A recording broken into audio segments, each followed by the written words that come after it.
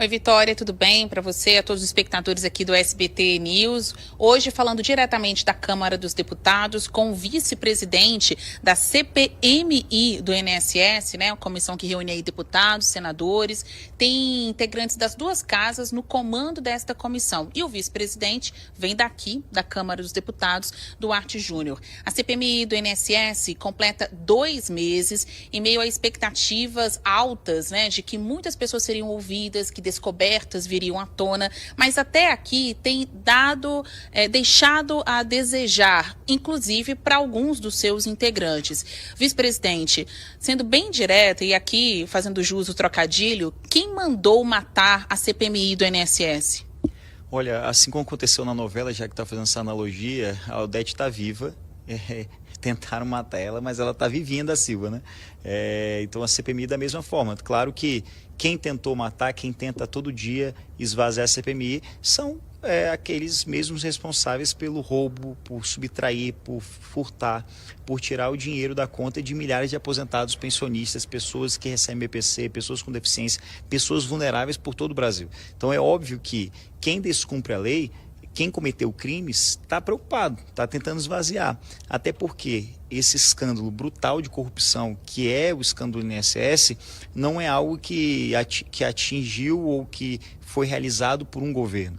Veio se passando aí por pelo menos 3 governos, Michel Temer, Bolsonaro e o atual governo do presidente Lula. Então, de fato, para se realizar essa fraude, teve uma ajuda política. Participação de deputados, participação de senadores, participação de servidores públicos de carreira, servidores que passaram no concurso, estão no INSS há mais de 30 anos. Não há dúvida que há uma participação direta de presidente do INSS, de ministro da Previdência, e claro que essas pessoas elas têm uma articulação, uma mobilização para tentar frear as investigações. Para além disso, as últimas decisões do Supremo. Sou advogado, sou professor de Direito Constitucional, fui aluno do ministro Gilmar Mendes, ministro Flávio Dino, fiz doutorado no IDP, aqui em Brasília, em Direito Constitucional. Então, como jurista, não apenas como parlamentar, as decisões que o Supremo profere, algumas delas ultrapassam a esfera de competência do próprio Supremo.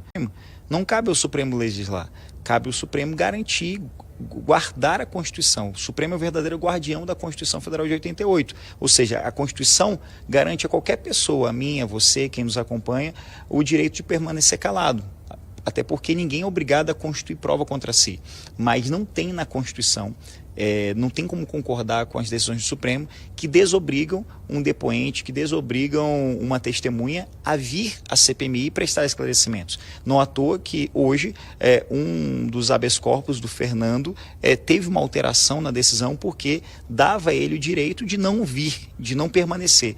Ninguém está convidando o Fernando para um almoço, para um jantar, para um café da tarde, um chazinho da tarde. A gente está convocando ele para prestar esclarecimento e informação que nos ajude a encontrar os culpados, punir os culpados e devolver o dinheiro de quem foi roubado. Não é à toa que o Supremo ele voltou atrás e garantiu que o Fernando viesse, mas que permanecesse calado, permanecesse silente, se ele assim entendesse que fosse razoável permanecer calado. Até porque, como eu disse, a Constituição garante que ninguém é obrigado a constituir prova contra si. Então, esses dois movimentos de quem manipulou, de pressões à CPMI para que ela seja paralisada, o lobby negativo de quem está com a mão suja da corrupção, assim como também algumas decisões do Supremo têm prejudicado as investigações, mas já avançamos muito. Nesses 2 meses, veja que as primeiras prisões ocorreram com o início da CPMI. A investigação que a Polícia Federal tem feito, e está de parabéns a PF, eu estou tendo acesso a vários documentos sigilosos, documentos que a gente vê ali a qualidade técnica da Polícia Federal, que torna essas provas incontroversas, inquestionáveis, que demonstra com clareza o dinheiro saindo da conta do aposentado, indo para a conta das associações, da conta dessas entidades, indo para a conta de empresas de fachada, empresas que nunca prestaram serviço, apenas emitem notas para justificar a transferência do dinheiro saindo da associação para a conta dessa empresa, e essa empresa, muitas delas têm como sócio esposas, filhos de funcionários de carreira do INSS. Então está muito claro o dinheiro saindo de um lugar e indo para a conta de quem de fato motivou e participou. Então, diante a esse cenário, a gente consegue dar visibilidade devida através da CPMI e avançar um pouco mais, pressionar um pouco mais nessas investigações, e é por isso que logo nas primeiras semanas da CPMI ocorreram as primeiras prisões que até hoje estão presos, no caso aí do Camisote e do careca do INSS, o Antônio Antunes, que são os verdadeiros orquestradores, né, os protagonistas dessa organização criminosa. A CPMI do INSS nasceu de um cochilo e meio, né, um cochilo do governo. Havia expectativa até de que não houvesse comissão, já que as investigações da Controladoria Geral da União, a CGU e da Polícia Federal estão muito avançadas, né? A Operação Sem Desconto, que visa combater os descontos ilegais de aposentadorias, pensões, ela tem prosperado, como o senhor muito bem destacou. Então, algumas pessoas achavam que nem haveria necessidade de uma CPMI, mas ela foi instalada. No entanto, no dia a dia, a gente vê uma comissão esvaziada. O senhor acha que o governo tem colaborado no esvaziamento da CPMI do INSS? Olha, eu não entendo que o governo tenha colaborado para o esvaziamento. Cada um tem a sua estratégia, tanto o governo quanto a oposição. Entende-se ali que alguns requerimentos não fazem sentido, são requerimentos, inclusive, de convocação de pessoas que não tem porquê. Por exemplo, requerimento de convocação do Bolsonaro, requerimento de convocação do Lula, requerimento de convocação da Dilma. É um absurdo. É por causa desses irresponsáveis que protocolam esses requerimentos que nós estamos tendo que nos esforçar para trazer credibilidade para a CPMI. O requerimento começo não faz o menor sentido. Claro que no governo, tanto do Lula, quanto do Bolsonaro, quanto do Temer, quanto de todo e qualquer presidente, infelizmente, do país, desde a democracia até os dias atuais, claro que tem corrupção, infelizmente, tem descumprimento de leis, mas nem toda fraude, nem toda ilicitude tem ali a participação direta do presidente. São várias responsabilidades. Então, quem tem que responder ali é o presidente do INSS, que, por exemplo, quando se faz uma ACT, a ACT é um acordo de cooperação técnica que permite que aquela associação possa realizar descontos. Aquela ACT custa para os cofres públicos, através do orçamento do INSS, R$73 mil. Então, como é que um gestor vê R$73 mil saindo da conta e não está sabendo do que está acontecendo? Cada desconto que saiu da conta do aposentado, da pessoa com deficiência, do pensionista, gera uma receita, devolve-se 10 centavos para o INSS. Como é que tem entrada e saída de dinheiro do orçamento que é público e você é gestor desse orçamento, ordenador de despesa, e disse que não estava sabendo de nada?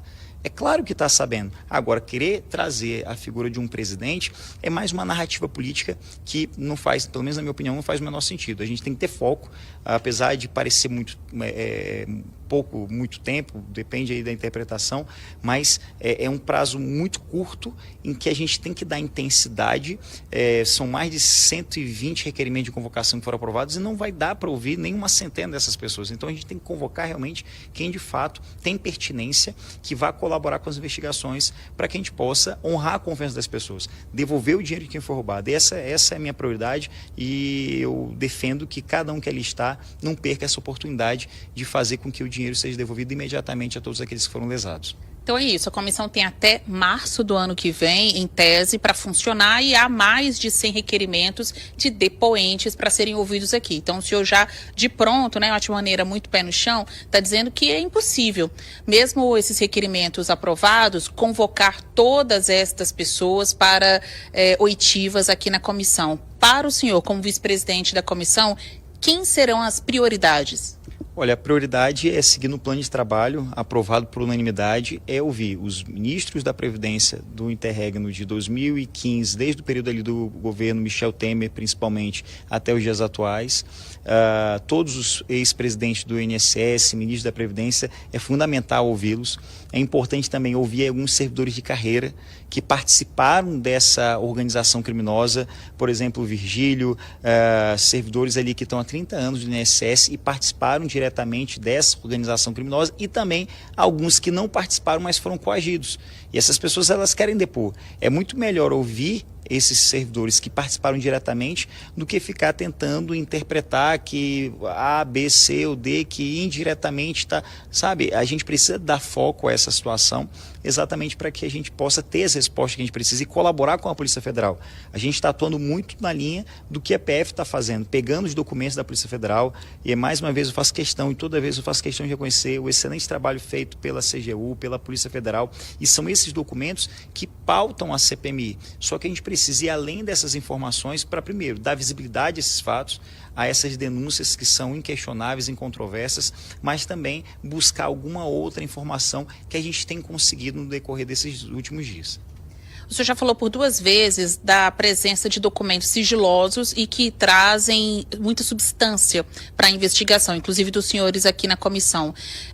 Respeitados os limites, dentro do que o senhor pode contar para a gente aqui no SBT News, deputado, então já vai pensando aí, por favor, o que o senhor pode trazer de informação para nós? Porque os depoimentos, como eu falei, têm deixado a desejar. Será que a resposta, o resultado de investigação desta comissão estão mesmo nos documentos e não nos depoimentos? O que o senhor pode contar para a gente do que o senhor já viu e pode ser revelado para o nosso espectador de novidade no que diz respeito à fraude no INSS? No direito, quando a gente estuda processo, seja processo civil, processo penal, processo administrativo, quando a gente fala da matéria de provas, a prova testemunhal é a prova mais fraca. É aquela que a pessoa pode vir aqui, ela falar o que ela quer, até para perseguir alguém. Não, a culpada disso tudo foi a Basília. Então, a gente precisa ter informações mais concretas para mostrar que a Basília não é culpada de absolutamente nada. E quem assim afirmar de forma irresponsável está cometendo um crime de falso testemunho e vai assumir as consequências dos atos que foram gerados. Então, é claro que a gente espera ali que alguém vá delatar, que alguém vá trazer as informações, mas a maioria não vai fazer isso. E é por isso que as provas documentais são importantes para poder direcionar essas interpretações e algumas conclusões. Por exemplo, Nelson Williams. Nelson Williams é advogado, tem um patrimônio elevadíssimo, muitos na advocacia, na sociedade, ele expõe muito isso nas redes sociais, ele atribui toda essa riqueza ao exercício da advocacia. O que a gente descobriu na CPMI, por força da documentação e por força da oitiva, que essa riqueza dele não é fruto da advocacia. Pelo contrário, é fruto de outros negócios, outras atividades. E quando a gente percebe isso e ali vê que não tem entre ele e o Camisotti, não tem um processo onde ele assina, não tem um parecer, não tem uma consultoria, não tem um processo judicial, nem mesmo administrativo, a gente percebe que ali não está presente o exercício da advocacia. E se não está presente o exercício da advocacia, qual é a conclusão que a gente chega? A gente chega à conclusão de que ele não pode alegar o Supremo, não pode alegar o Poder Judiciário, durante as investigações feitas pela Polícia Federal, não pode alegar o sigilo da relação cliente-advogado. O advogado, com o seu cliente, ele tem uma relação de sigilo, ele não pode testemunhar sobre o fato que ele tomou conhecimento em razão do exercício da advocacia. Está no Estatuto da OAB, Lei 8.906 de 94. Agora, quando a gente chega à conclusão, e ali há uma confissão, existem provas de que não é exercício da advocacia, mas uma relação comercial ou alguma outra relação, seja ela lícita ou até mesmo ilícita, o que é o que parece, ele não pode alegar o sigilo. Então, no processo, a gente acaba trazendo essa contribuição para que ele tenha que prestar essas informações, esse esclarecimento. Então, essa questão, como é que a gente chegou a essa conclusão? Ele não confessou ali expressamente, deu a entender, mas a movimentação financeira e as provas documentais que a gente teve acesso demonstrou com clareza que, de fato, ali não é fruto do exercício da advocacia. É algum outro negócio que não está justificado, com grandes transferências de valores, o que parece que ele venha a ser um operador financeiro. É como se ele fosse ali um porquinho que guarda o dinheiro fruto dessas fraudes, e através do exercício, entre aspas, da advocacia, se justifica o repasse de recurso como se fosse uma lavagem de dinheiro, né? Olha, esse valor aqui não é palpável, essa prestação de serviço não é palpável, é uma consultoria jurídica, então está aqui a transferência de determinados valores para que aquele dinheiro possa ser lavado, não só assim, mas também com uma compra de um terreno ao lado da casa dele, que foi feito ali um jardim, 12 milhões de reais para fazer um jardim. Então, são aqui em Brasília? Não, em São Paulo. Os dados que a comissão já obteve até aqui, na sua avaliação, vão conseguir confirmar a ligação dessas pessoas, seja de operador ou laranja, com o esquema fraudulento do INSS? Hoje eu diria que, assim, se a CPMI terminasse hoje, a gente já tem provas suficientes para poder punir mais de dezenas, quase uma centena de responsáveis por essa fraude. Só que por que a gente precisa avançar mais? Porque foram várias pessoas que participaram.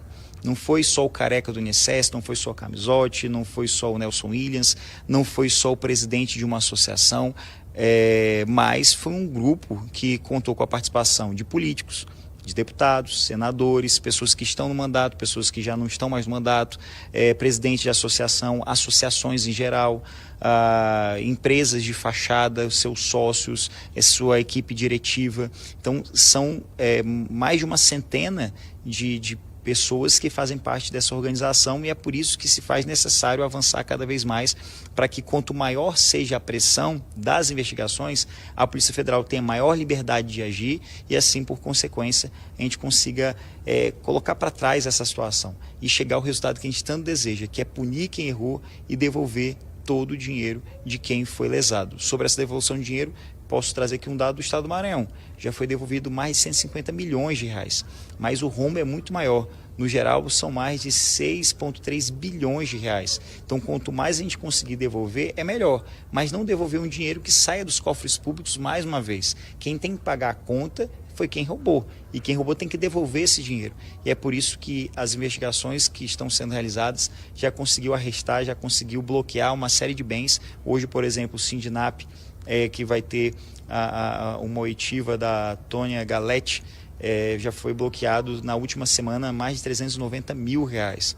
Então, 390 milhões de reais. Então, é um valor altíssimo que já vai ajudar, ao final da investigação, a restituir ou os cofres públicos, que devolveu o dinheiro ao consumidor lesado, ou devolver diretamente às pessoas que foram violadas no seu direito financeiro, no caso, a subtração dos seus benefícios.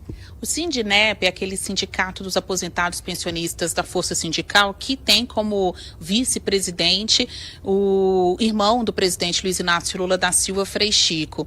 Para a gente citar como exemplos de depoentes ou possíveis alvos da comissão que vieram, ficaram calados ou que nem mesmo tiveram seus requerimentos aprovados, tem aí nomes do Sindinep.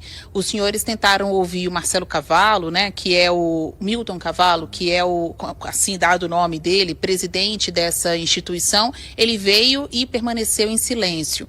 O Frei Chico teve o requerimento colocado à votação, isso foi derrubado por uma maioria ali na comissão. O senhor acha que está tendo um movimento de quem está querendo acobertar essa fraude do INSS para proteger o sindicato, que tem como vice-presidente o irmão do presidente Lula? Olha, eu penso diferente. As pessoas, elas pensam diferente.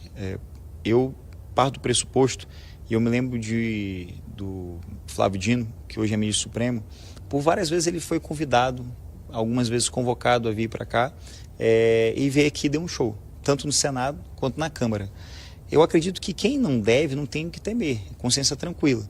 Mas a tese por parte do governo, ao votar contra o requerimento do irmão do presidente Lula, é porque seria utilizada a figura do irmão do presidente para fins de exposição.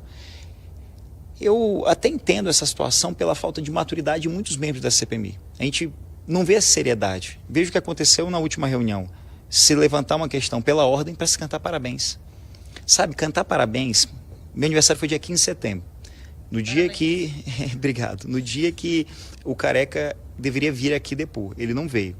Não me cantaram parabéns e eu nem gostaria que cantasse. Se fosse cantar, cantaria depois, em algum outro lugar. Mas enquanto estão rindo, enquanto estão fazendo gracinha, enquanto estão cantando parabéns, as pessoas estão morrendo. As pessoas, algumas já morreram. As pessoas tiraram dinheiro de pessoas pobres, pessoas vulneráveis. A gente está falando de um idoso que recebe benefício de um salário mínimo e desse dinheiro ele precisa pagar o aluguel, precisa pagar alimentação, precisa pagar medicamento, a conta não fecha. Foi essa pessoa que foi roubada. Se fosse com seu pai, se fosse com sua mãe, se fosse contigo, você estaria cantando parabéns? Tem clima para cantar parabéns? Não tem, não tem. Então, assim, pela falta de seriedade de alguns ali, que infelizmente às vezes parece até que é a maioria, é que essas situações se param e pensam assim, vem cá, por qual razão trazer aqui o irmão do presidente para prestar esclarecimento se não se vai levar a sério essa investigação? Agora, é claro, eu presumo, ninguém me falou, não perguntei também, mas se ele for chamado a prestar um esclarecimento, eu acredito que ele vai prestar. Eu votei a favor de todos os requerimentos. todos os requerimentos que foram pautados, todos eu votei a favor de convocação, de requerimento de prestação de informações, de documento, etc., porque eu acredito que quem não deve não tem o que temer. Mas é óbvio que é inegável um constrangimento ali, uma pressão diferenciada quando a pessoa está ali numa CPMI para prestar esclarecimento. Mas tu vê que eu trouxe aqui os argumentos dos dois lados. O meu pensamento, se tu me perguntar, e é o que está fazendo, é que quem não deve não tem o que temer. Eu voto a favor, até porque eu acho que a gente tem um dever moral de prestar esclarecimento e informações à população. Quanto ao presidente do Sindinap, foi a pior das oitivas, porque ele sequer se apresentou naquele prazo de 15 a 20 minutos. Ele poderia ter se apresentado, ter falado. Ao ler os documentos, a gente percebe que o Sindinap ele aumenta a arrecadação violentamente no período da pandemia. Então isso gera uma estranheza. Poxa, como é que no período de maior catástrofe humanitária se aumenta a arrecadação? O que foi que aconteceu? Quando tu aprofunda a leitura dos documentos com base na investigação da PF, tu observa que aumentou a arrecadação porque naquele período pandêmico foi o período em que as pessoas associadas mais contrataram auxílio funeral. Então, existe uma justificativa. Eu leio isso nas informações dos documentos, mas ninguém melhor do que o presidente para dizer isso.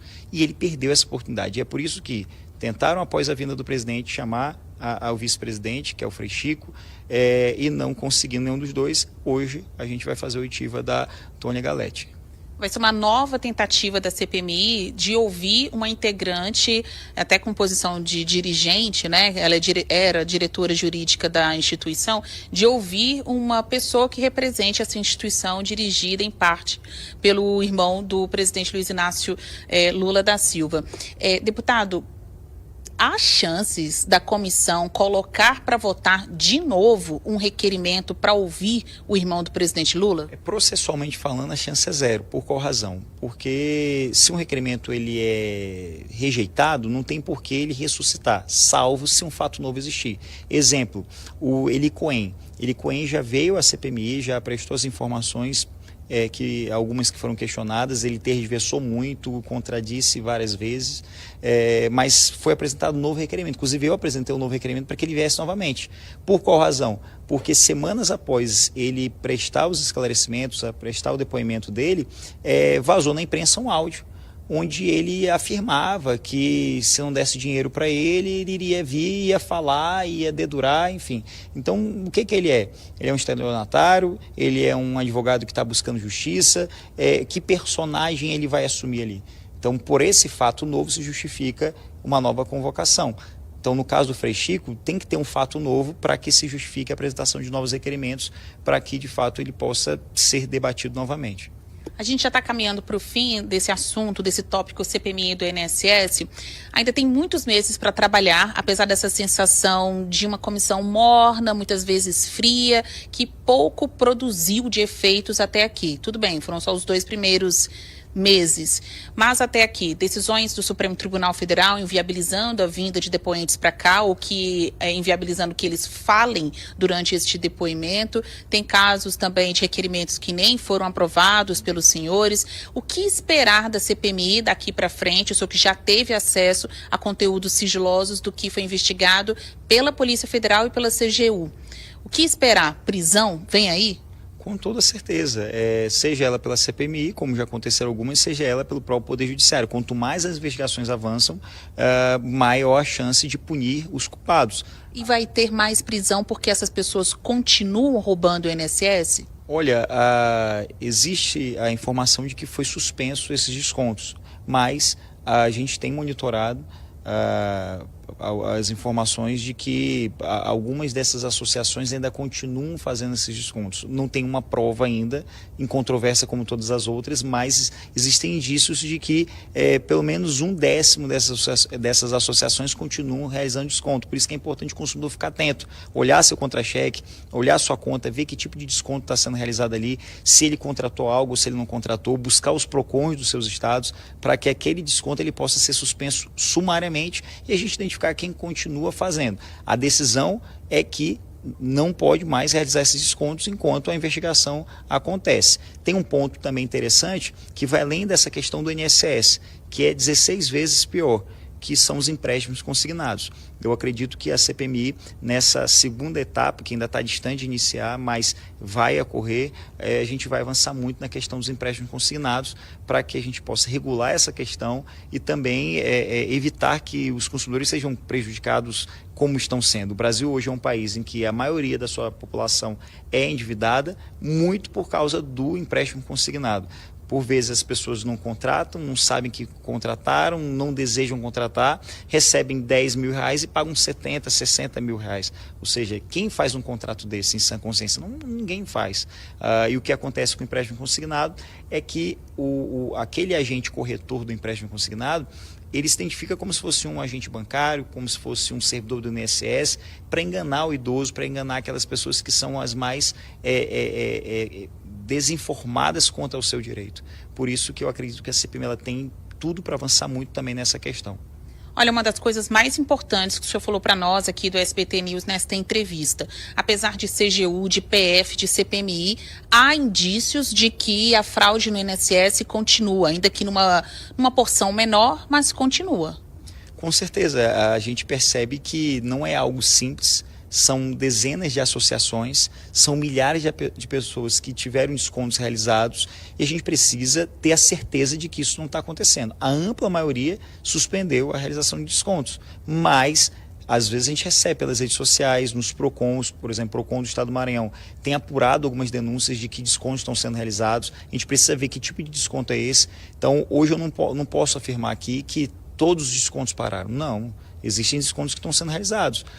Quem está realizando são as investigações, o avanço das investigações vão dizer. E um outro ponto aqui que eu quero reafirmar da importância da CPMI é a visibilidade sobre o fato.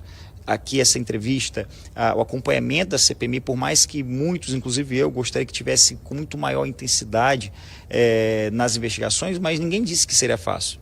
Claro que é difícil, mas um ponto que a CPMI tem ajudado muito o povo brasileiro é na visibilidade desses fatos. E quanto maior a visibilidade, mais as instituições acabam sendo cobradas. A Polícia Federal, a CGU, o Poder Judiciário acabam sendo cobrados. Veja essa decisão do Supremo, no HC, que desobrigava o Felipe de vir. Então, a partir do momento que há uma pressão social que se contra-argumenta essa decisão e se retrocede, garantindo que ele venha, mas permaneça calado caso queira, isso demonstra que a pressão ela está dando certo. E é importante que as pessoas... É rotina, minha filha. Sua rota favorita pede 99. Desconto na rota que você mais pede. O Brasil pede 99. mais educados, mas não tem. Tem gente que tenta, que prejudicou tanta gente inocente, tanta pessoa carente, que essas pessoas elas precisam de fato ter essa punição. E quem assim o faz, não faz na transparência da imprensa, não faz na clareza dos fatos, faz escondido. Por isso que eu agradeço a ti, ao SBT News, por vir e buscar essas informações, porque quanto mais a gente falar desse assunto, mais pressão aos órgãos de fiscalização a gente vai dar e aumenta a chance da gente conseguir devolver o dinheiro que foi roubado e punir todos os culpados. Bom, para a gente encerrar aqui a entrevista, a gente está falando com o deputado Duarte Júnior, ele que é do PSB do Maranhão, tem uma pauta ativamente social, o senhor também preside a Comissão das Pessoas com Deficiência, está na vice-presidência da CPMI e já cuidou do assunto daquele projeto de lei que trará novas regras para os planos de saúde no país. Então é tudo muito, assunto popular, que diz respeito especialmente às populações mais carentes. O que aconteceu com esse projeto, que até pouco tempo atrás o senhor era relator, mas mudou de relatoria nessa gestão agora da Câmara dos Deputados? Isso é um demérito ao senhor ou ao que estava sendo feito no projeto? Essa pergunta acho que seria interessante fazer para o presidente, porque foi uma decisão, acredito que dele. Cabe ao presidente mudar as relatorias.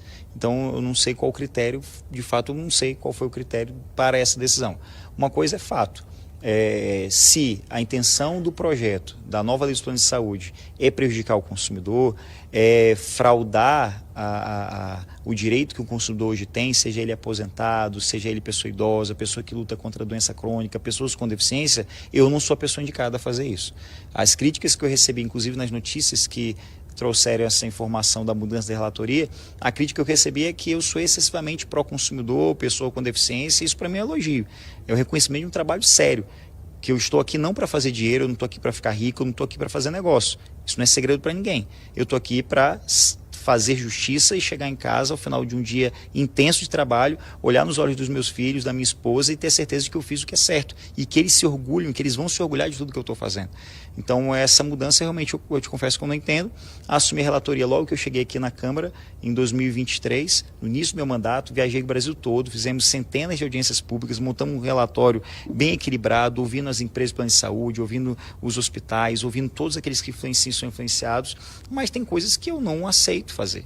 Por exemplo, não colocar na nova lei de plano de saúde a proibição da rescisão unilateral do contrato.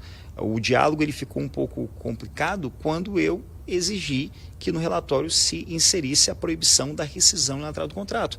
Por qual razão? Você que tem plano de saúde, você paga um plano de saúde para usar, mas você não deseja usar. Você deseja que nunca você precise do plano, mas quando precisar você tem que ter ele disponível ali. E o que acontece hoje? Você paga caro, se reajusta absurdamente ao do plano de saúde, quando você mais precisa você não tem acesso. E o pior, os planos de saúde agora deram a entender ou chegaram à conclusão de que se não é financeiramente viável, vai cancelar, mesmo você pagando em dia, sem atrasar. Isso é um absurdo. E eles fazem com quem? Com pessoas idosas, pessoas que lutam contra o câncer, contra doenças crônicas, pessoas com deficiência. Isso desestimula até uma pessoa jovem fazer um plano de saúde. Eu, por exemplo, eu sou um cliente perfeito do plano de saúde, porque eu pago e não uso. Hoje eu sou jovem, graças a Deus não tenho nenhum problema de saúde, e não uso o plano, mas um dia, se Deus quiser, eu vou envelhecer. E quando eu envelhecer, eu vou precisar usar mais. Então quer dizer que quando eu precisar, quando eu tiver mais velho daqui a 40 anos, eu pagando minha vida toda sem usar, quer dizer que o plano vai decidir, olha, eu vou tirar o Duarte porque ele está dando muito custo para a gente. Não existe isso. O plano de saúde é um fundo comum em que todo mundo contribui. Os mais jovens contribuem mais e gastam menos, usam menos. Os mais velhos contribuem também, mas usam muito mais para haver essa compensação. Então, bem aí eu acho que foi, se eu pudesse, Duarte, aqui você atribui. Eu acredito que é essa situação. E eu alerto aqui os órgãos de defesa do consumidor, a população, fiquem atentos, porque a tendência é que esse projeto ele seja voltado aqui nesses próximos meses. Então é importante ficar atento para que a gente consiga garantir a proteção do consumidor. Eu saio da relatoria, não foi da minha vontade, mas eu aqui agradeço a Deus e o povo do Maranhão especialmente porque eu continuo deputado federal. E enquanto é que eu tiver, podem ter certeza que eu vou lutar ao máximo, me dedicar ao máximo para não garantir, para não prejudicar o consumidor, para garantir realmente o direito do consumidor brasileiro. E fica de pauta também para a gente aqui no SBT News, os nossos espectadores, acompanhar a tramitação dessa lei que traz novas regras para os planos de saúde, né? E isso é a pauta que interessa a todo mundo, mas claro, principalmente a população mais carente. Deputado Duarte Júnior, muito obrigada pela sua atenção aqui. A gente sai com bons destaques e um olhar mais atento aos trabalhos da CPMI e do INSS. O senhor esteve aqui ao vivo conosco no SBT News. Eu que agradeço a ti, parabenizo a SBT News por essa aquisição, por você agora fazer parte desse time, e eu tenho certeza que você vai continuar iluminando o povo brasileiro com informações sérias, com credibilidade, e é por isso que eu estou aqui ao teu lado durante quase 30 minutos, trazendo informação para a população, porque é isso que o povo precisa, conhecer os seus direitos, porque a partir do momento que se conhece, se exige mais. Por isso, parabéns, contem com a gente sempre. Eu que agradeço e sempre entrevistas exclusivas e com notícia por aqui. Até mais.